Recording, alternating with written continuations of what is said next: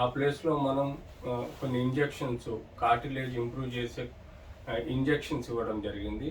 ఆ తర్వాత మనకు ఈ పిఆర్పి అన్నది ఒక ప్రక్రియ ద్వారా ఆ పేషెంట్ యొక్క రక్తాన్ని తీసుకొని దానిలో ప్లేట్లెట్స్ని సపరేట్ చేసి క్రీమీ కలర్ లేయర్ ఉంటుంది, అంటే రెడ్ బ్లడ్ సెల్స్, ఎర్ర రక్త కణాలను సపరేట్ చేసిన తర్వాత మన క్రీమీ కలర్ లేయర్ ఒకటి సెంట్రిఫ్యూజ్ చేసిన తర్వాత వస్తుంది. దాన్నే ప్లేట్లెట్ రిచ్ ప్లాస్మా అంటాం. సో ఈ లిక్విడ్ని తీసుకొని చాలా జాగ్రత్తగా ఆపరేషన్ థియేటర్లో మోకాల్ని శుభ్రం చేసిన తర్వాత ప్రాపర్గా యాంటీబయాటిక్ వాడిన తర్వాత మనం ఏసెప్టిక్ కేర్లో అల్ట్రాసౌండ్ గైడెడ్ కానీ లేకపోతే సిఎం గైడెడ్ కానీ ఇంజెక్షన్ మోకాల్ లోపలి ఈ అరిగిపోయిన పొర దగ్గర బోన్కి ఇంజెక్ట్ చేయడం జరుగుతుంది. సో ఇదే PRP injection into degenerative osteoarthritis of నీ అంటాం.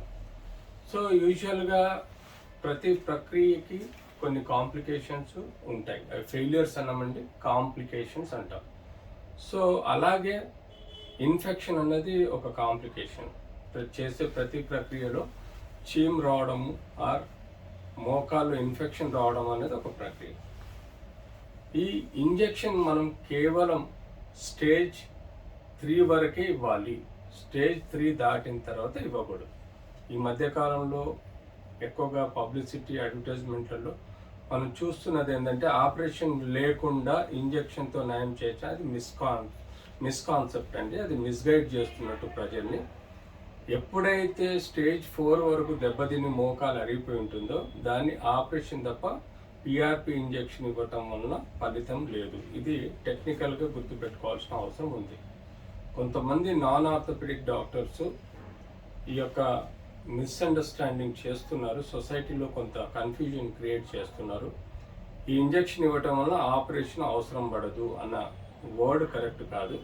ఇది స్టేజ్ 1 to 3 వరకు, అంటే 25% నుంచి 75% వరకు అరిగిపోయిన ఎముకకి ఈ ఇంజెక్షన్ ఇవ్వటం వల్ల అడ్వాంటేజ్ ఉంటుంది. కానీ 100% అరిగిపోయిన ఎముకకు ఇంజెక్షన్ ఇవ్వటం వల్ల ఆ యొక్క కార్టిలేజ్ ఇంప్రూవ్ కాదు. అందులో ఇంబ్యాలెన్స్ ఉంటుంది, మజిల్ ఇంబ్యాలెన్స్ ఉంటుంది, క్యాప్సూల్స్, లిగమెంట్స్ అన్ని లాక్సిటీ ఉంటాయి, బోన్ డిఫార్మిటీ ఉంటుంది. కాబట్టి సరిగ్గా స్ట్రైట్గా నడవాల్సింది ఇలా వంగి నడుస్తారు. కాబట్టి సర్జికల్ కరెక్షన్ చేయడం చాలా ఇంపార్టెంట్. బయోమెకానికల్ సర్జికల్ కరెక్షన్ చేయడం ఇంపార్టెంట్. పిఆర్పి ఇంజెక్షన్ ఇవ్వడం కరెక్ట్ కాదు.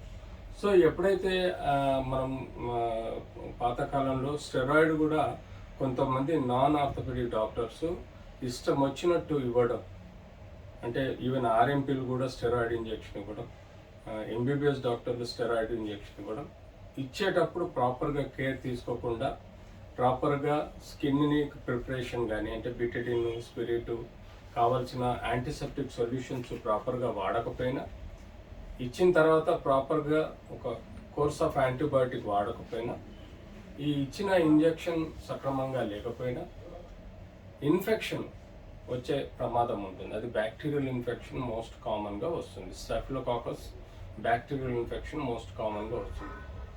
ఒకసారి జాయింట్లో కానీ బోన్లో కానీ ఇన్ఫెక్షన్ వస్తే దాన్ని కంట్రోల్ చేయడం చాలా కష్టం అవుతుంది. ఎందుకంటే bone infection one of the worst infection in the body. So A antibiotic పెట్టినా కూడా immediately some times converts into chronic.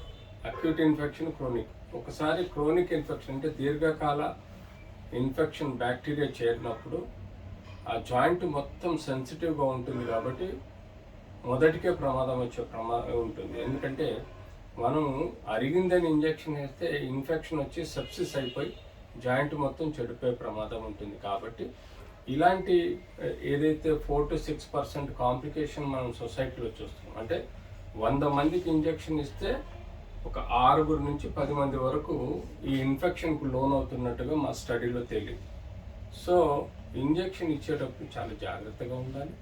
చాలా ఏసెప్టిక్. ఆపరేషన్ థియేటర్లో ప్రాపర్గా ముందే బిటడిన్తో బాగా మోకాల్ని వాష్ చేసి ఆ తర్వాత ఏసెప్టిక్ లేయర్ ఒకటి ఫామ్ చేసిన తర్వాత మళ్ళీ ఓటీలో ఇంజెక్షన్ ఇచ్చే డాక్టరు ప్రాపర్గా ఒక స్టెరాయిడ్ గౌన్ వేసుకొని పైనుంచి స్టెరైల్ గ్లోవ్స్ వేసుకొని ప్రాపర్గా మోకాల్ని ప్రిపేర్ చేసుకొని బెటడిన్ స్పిరిట్ ద్వారా ఆ తర్వాత అక్యురేట్ ఇంజెక్షన్ నీడిల్ అక్యురేట్గా ఎక్కడైతే మనకు ఎక్కడైతే మనకు యూజువల్గా ఈ ప్యాచీ లేయర్ ఉంటుందో ఈ ప్యాచీ లేయర్లోకి ఇంజెక్ట్ చేయాలి. ఈ నార్మల్ టిష్యూలోకి ఇంజెక్ట్ చేయకూడదు. కానీ కొంతమంది తెలియక ఎక్కడ పడితే అక్కడ ఇంజెక్ట్ చేస్తారు. దీనివల్ల కూడా పాసిబిలిటీ ఆఫ్ ఇన్ఫెక్షన్ ఉంటుంది.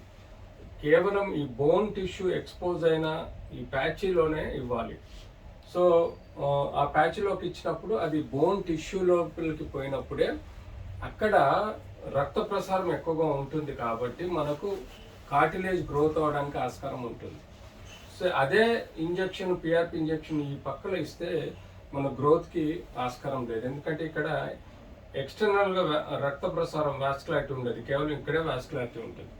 సో ఐడియలీ స్పీకింగ్ పిఆర్పి ఇచ్చినప్పుడు చాలా జాగ్రత్తగా ఉండాలి, ప్యాచీ లేయర్లోకే ఇవ్వాలి. తద్వారా మనం మంచి రిజల్ట్స్ వస్తుంది, ఇన్ఫెక్షన్ కూడా ఛాన్స్ తక్కువ ఉంటుంది. సో ఈ యొక్క పిఆర్పి ఇంజెక్షన్ అనేది మోస్ట్ ఇంపార్టెంట్. అది కూడా మీరు చూడండి బోన్ డ్యామేజ్ ఎంత ఇర్రెగ్యులర్గా ఉన్నది. ఇంత ఇర్రెగ్యులర్గా బోన్ డ్యామేజ్ ఉన్నప్పుడు ఇంజెక్షన్ ఇచ్చినా కూడా ఫలితం ఉండదు. ఇది బయోమెకానికల్ ప్రాబ్లం అండి. దీన్ని మనం సర్జికల్గా డీల్ చేసి దీనిలో బోన్ సిమెంట్ నింపి ఇంప్లాంట్ పెట్టడం చాలా ఇంపార్టెంట్గా ఉంటుంది. సో అంత డ్యామేజ్ అయిన దానికి మనము కేవలం ఇంజెక్షన్ ఇవ్వడం అన్నది కరెక్ట్ కాదు. కేవలం ప్యాచీ రూపంలో స్టేజ్ 1, 2, 3 ఈ థర్డ్ స్టేజ్లో ఇస్తే ఇంజెక్షన్ బాగా పనిచేస్తుంది.